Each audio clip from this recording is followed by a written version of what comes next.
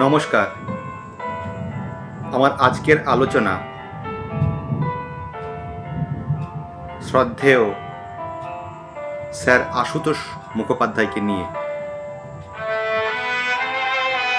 আমাদের দেশ চিরকালই রত্নগর্ভা, পরাধীন ভারত মাতা সে সময় যেমন অনেক লাঞ্ছনা ভোগ করেছে, তেমনি মায়েরাও অনেক বীর সন্তানের জন্ম দিয়েছেন, যারা জাতি এবং দেশমাতার অপমানের যথাযোগ্য জবাব দিয়েছেন। সেরকমই এক ধন্য মাতার বীর সন্তান ছিলেন আশুতোষ মুখোপাধ্যায়। 1864 সালের 29শে জুন সোমবার কলকাতায় বউবাজারের কাছে মলঙ্গা লেনের একটি বাড়িতে তিনি জন্মগ্রহণ করেন।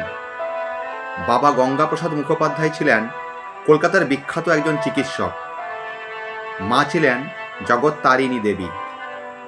পরবর্তী সময়ে এই পরিবারটি ভবানীপুরে উঠে এসে বসবাস শুরু করেন। আশুতোষ ছিলেন সাউথ সুবারবান স্কুলের একজন সেরা ছাত্র। ছোট্টবেলাতেই তার মধ্যে মস্ত বড় একজন মানুষ হবার সমস্ত লক্ষণ ফুটে উঠেছিল। স্কুলের প্রধান শিক্ষক শিবনাথ শাস্ত্রী মহাশয় তাকে ভীষণ স্নেহ করতেন। স্কুলের সেরা ছাত্র আশুতোষের উপর তার বিশেষ নজর ছিল। প্রবেশিকা পরীক্ষায় দ্বিতীয় স্থান লাভ করেন আশুতোষ। ছোট থেকেই অঙ্কে তার ভীষণ ঝোঁক ছিল। এরপর একে একে তিনি বিএ এবং এমএ পাশ করার পর অঙ্কে ও পদার্থবিদ্যায় এমএ পাশ করেন। ওই বছর বিশেষ কৃতিত্বের জন্য তিনি প্রেমচাঁদ রায়চাঁদ বৃত্তি লাভ করেন এবং 10,000 টাকা পুরস্কার পান।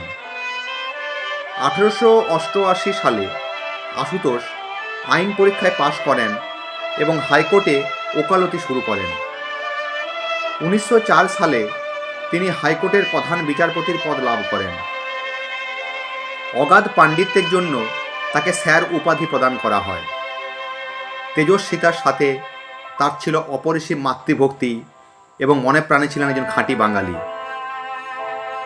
সেবার সম্রাট সপ্তম এডওয়ার্ডের অভিষেক অনুষ্ঠানে সারা ইংল্যান্ড সেজে উঠল। পৃথিবীর নানা দেশের গণ্যমান্য ব্যক্তিগণ নিমন্ত্রিত হলেন। ভারতের আশুতোষকেও নিমন্ত্রণ করা হলো সে দেশে যাওয়ার জন্য।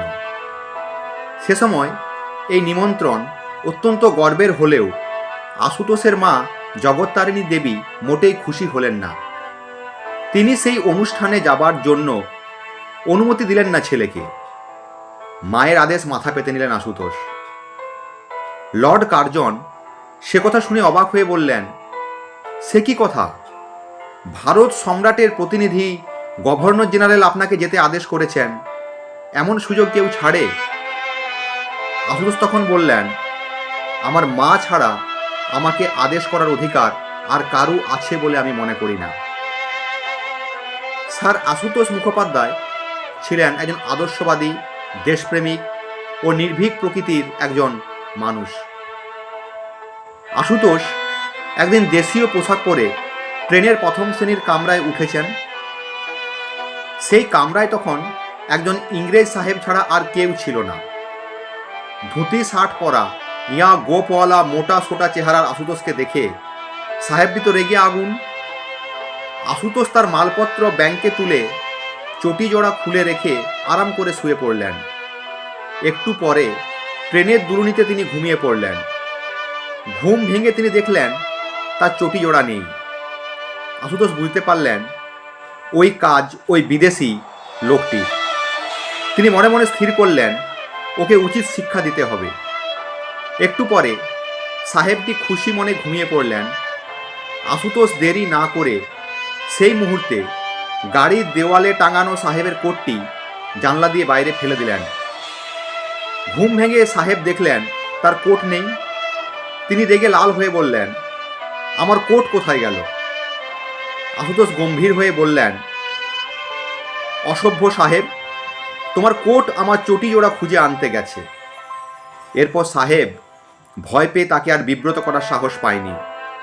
এরকম সাহস এবং তেজস্বিতার জন্য বাংলার মানুষের কাছে তিনি বাংলার বাঘ নামে পরিচিত। আশুতোষ মুখোপাধ্যায় পরপর 4 বার কলকাতা বিশ্ববিদ্যালয়ের উপাচার্যের পদটি অলঙ্কৃত করেন। তারই চেষ্টায় বাংলা ভাষায় MA পর্যন্ত পাঠ্যক্রম চালু হয়েছিল। শিক্ষাক্ষেত্রে বিশেষ অবদানের জন্য ইংরেজ সরকার তাকে নাইট উপাধিতে ভূষিত করেন।